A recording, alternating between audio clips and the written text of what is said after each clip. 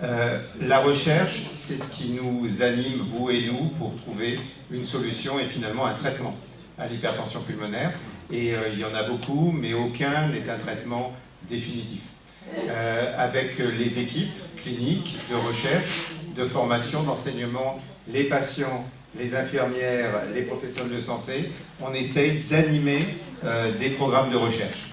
Et déjà, quand moi j'étais en Angleterre il y a longtemps, Gérald Simonot et Pierre Duroux m'avaient dit « Va en Angleterre, essaye de voir comment ils travaillent pour voir comment avoir des approches originales sur une maladie comme l'hypertension pulmonaire. » Et en fait, ils ne m'ont pas du tout envoyé faire de l'hypertension pulmonaire, mais ils m'ont envoyé faire des maladies, plutôt des bronches, de l'asthme, etc., pour voir un peu la recherche sur les mécanismes de cette maladie, parce qu'on voyait beaucoup de progrès dans cette maladie. Alors que dans l'hypertension pulmonaire, moi je suis parti en 1993, il n'y avait aucun progrès. On était vraiment face à un problème sans traitement. Et donc là-bas, j'ai vu comment marchaient les laboratoires, j'ai vu le lien entre la recherche et la clinique, et je me suis dit, ce qu'il faudrait faire quand je reviens, et ça ne s'est pas fait du jour au lendemain, ce qu'il faudrait faire quand je reviens, c'est avoir des meilleurs cliniciens du monde, et les meilleurs chercheurs de laboratoire, mais surtout qu'ils se parlent. Parce que très souvent, le problème, c'est la communication, le dialogue et la qualité, on va dire, des interfaces. Et vraiment, en 1995, quand je suis rentré, Gérald m'a beaucoup aidé, et François Bruno et Olivier qui étaient là. Et on a vraiment beaucoup travaillé ensemble. Les chirurgiens ont été extraordinaires, parce que même s'ils ont une autre vie que nous, ils ont beaucoup d'idées en recherche, ils sont très inventifs. Les chirurgiens de Marie-Lannelongue, ils sont incroyables. Et donc, globalement, ce qu'on a fait en 1998 avec Gérald, on a monté une unité de recherche universitaire qui était très clinique. Et moi, ensuite, j'ai monté une équipe INSERM. Et cette équipe INSERM est devenue une unité INSERM. Et moi, j'aime bien marcher sur deux jambes. Il y avait une équipe qui était plus de recherche clinique, avec tout ce qu'on a entendu là, les médicaments, etc. Et une équipe qui était plus une équipe de recherche fondamentale. L'équipe clinique, c'était Gérald Simonot, l'équipe fondamentale, c'était moi.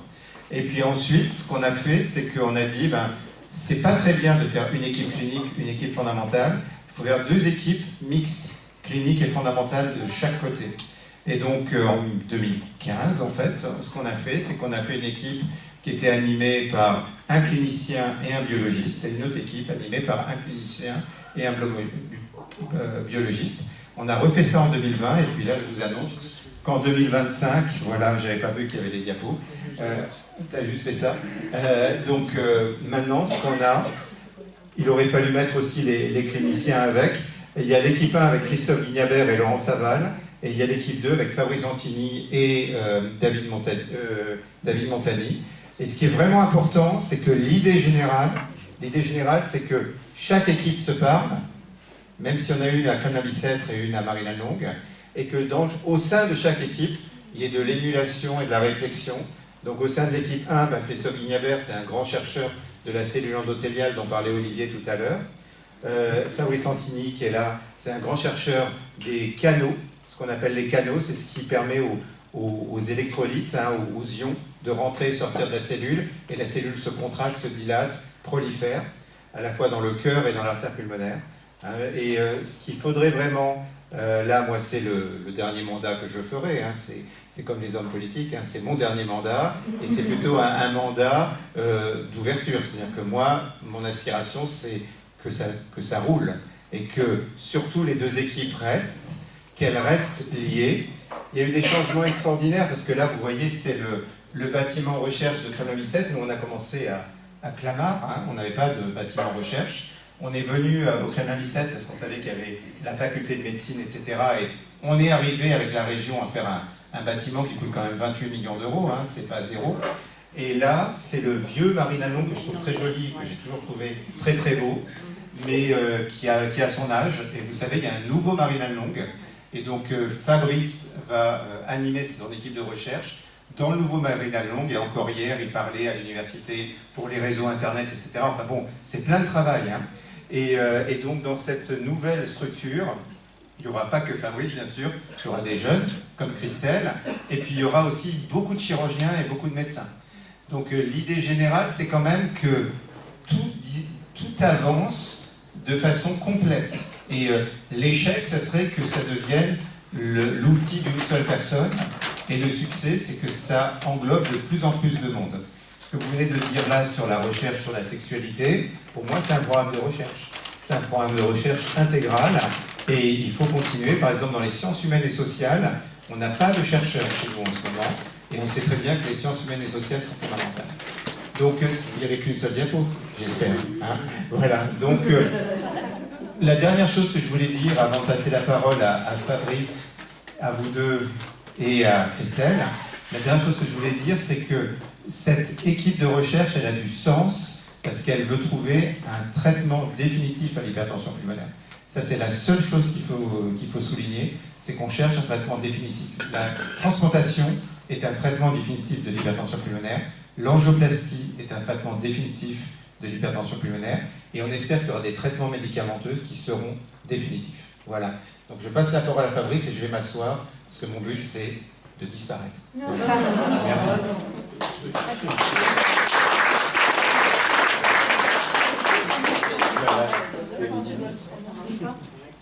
Pour les personnes qui n'étaient pas là ce matin, ce que vous ne savez pas, c'est que en fait, l'association a décidé cette année de vraiment donner un coup de pouce à notre taille, parce qu'en fait, par rapport à des gros financements que vous pouvez avoir de l'Europe ou de grosses fondations, c'est pas grand-chose, mais j'avais fait savoir à Fabrice qu'en fait, on avait pu bénéficier notamment d'une assurance vie, et que c'était de l'argent qu'on souhaitait destiner à la recherche ou à des projets qui permettent vraiment d'améliorer la prise en charge des patients.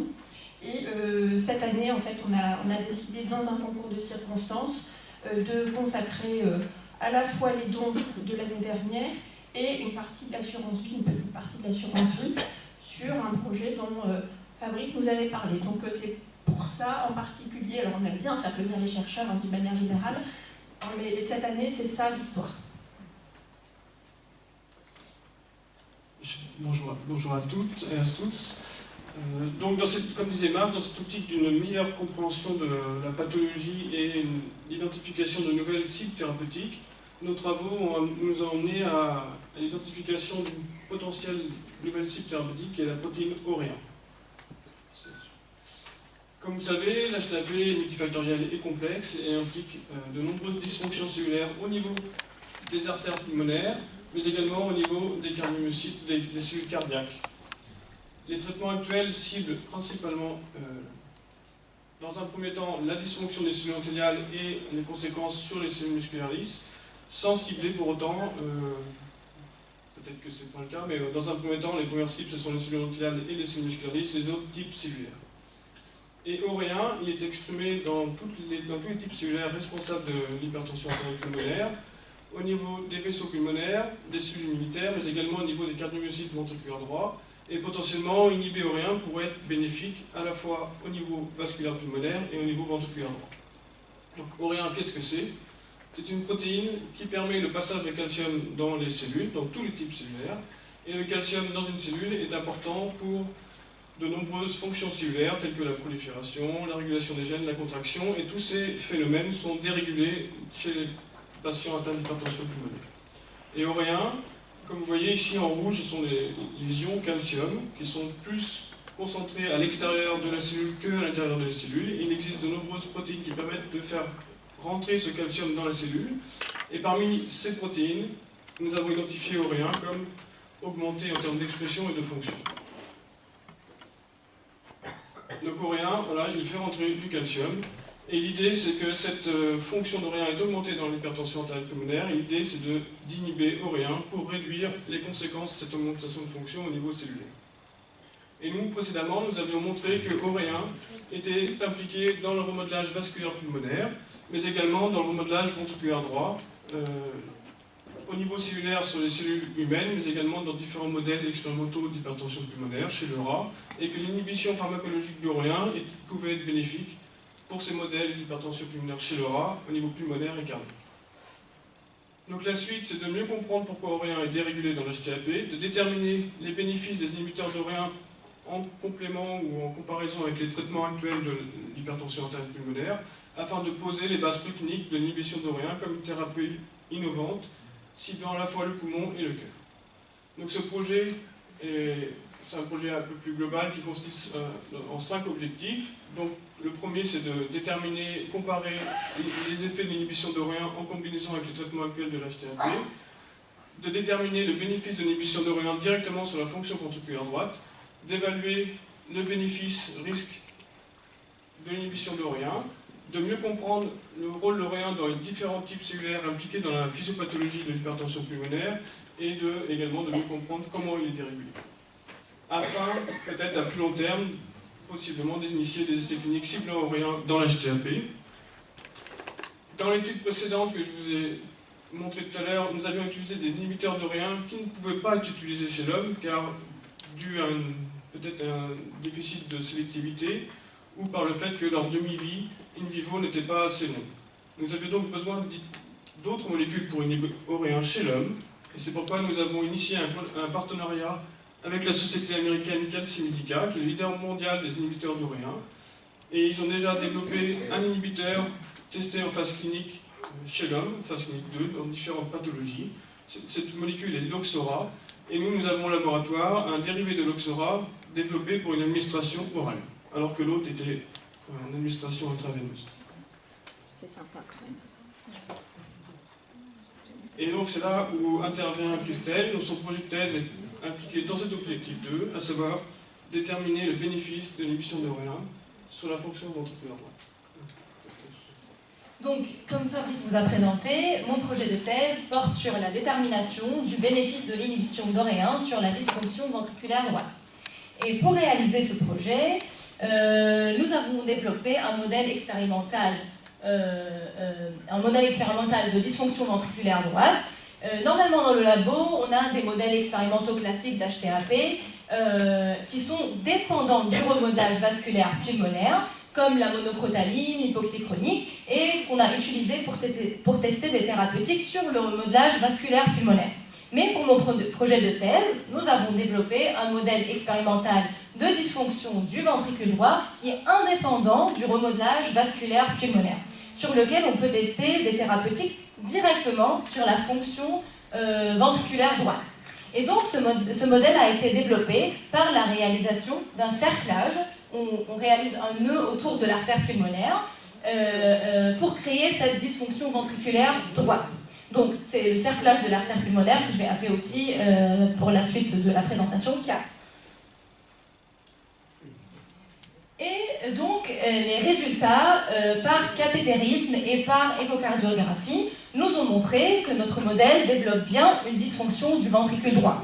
Donc quand vous voyez sur ces graphiques-là que notre modèle DORA, qui a suivi le cerclage de l'artère pulmonaire, ou le CAP, présente une augmentation des pressions systoliques du ventricule droit, on voit qu'il y a chez ce modèle DORA une diminution du débit cardiaque, ainsi que SERA développe une hypertrophie du ventricule droit. Une hypertrophie du ventricule droit qui est manifestée par une augmentation de l'épaisseur du ventricule droit et de son poids. Et de même, SERA présente une diminution de la contractilité du ventricule droit. Et nous nous sommes par la suite intéressés à étudier les conséquences de l'inhibition d'ORE1 chez ce modèle DORA et donc l'effet de l'inhibition sur la dysfonction ventriculaire droite. Et donc nous avons utilisé le CM5480 dont Fabrice a parlé tout à l'heure, qu'on a reçu de la part de la start-up Calcimedica. Et donc, suite à la chirurgie, 2 semaines après la chirurgie, on traite les rats durant 2 semaines avec la solution contenant le CM5480 ou bien avec la solution véhicule ou placebo. Et donc, les résultats nous ont montré que l'inhibition d'ORE1 améliore le débit cardiaque chez notre modèle de rat traité par le CM5480, chez le modèle de rat mâle et femelle. De même, nous avons trouvé que chez ces rats traités avec le CM5480, mâle et femelle, il y a une diminution de l'hypertrophie du ventricule droit. Et en plus, chez les rats mâles, nous avons détecté qu'il y a une diminution de la dilatation du ventricule droit. Donc, l'inhibition d'ORE1 par CM5480 est bénéfique pour la fonction ventriculaire droite chez les rats ayant suivi le cerclage de l'artère pulmonaire. Et donc les étapes à suivre pour compléter notre étude est d'évaluer la fibrose cardiaque et l'hypertrophie des cardiomyocytes d'identifier les différentes voies de signalisation régulées par ORE1, d'étudier les conséquences de l'inhibition d'ORE1 dans le modèle porcin de dysfonction ventriculaire droite.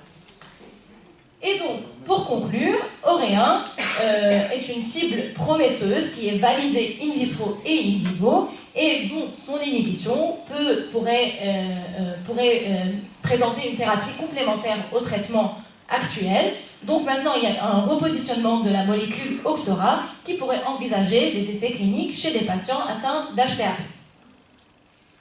Et à la fin, je tiens à vous remercier de votre attention et de remercier les deux équipes de recherche dans notre unité et surtout de remercier le soutien d'HTAB France et ses donateurs, surtout la famille Tironi. Merci beaucoup.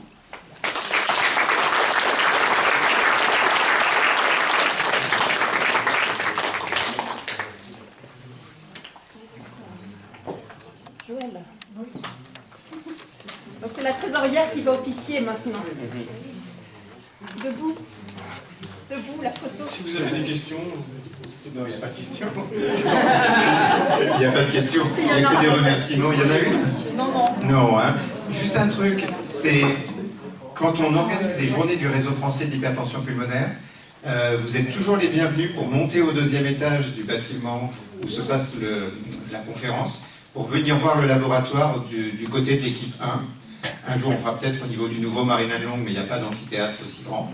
Et la chose vraiment importante, c'est que quand vous êtes venus, vous nous avez fait un petit mot qui est coucou les chercheurs, etc. Et on ne l'a pas effacé. Donc tous les gens qui viennent au labo, qu'ils soient américains, directeurs d'hôpitaux, ministres, on leur montre et ça les impressionne. Donc ça, c'est vous. Voilà, merci. Christelle, par ici. Et toi, ici. Et je ne sais pas qui doit venir, Mélanie, Qui a envie d'être sur la photo voilà. Avec les chercheurs? Venez tous, le plus possible de monde en fait. Avec sa pételle. Olivier. Tout le monde.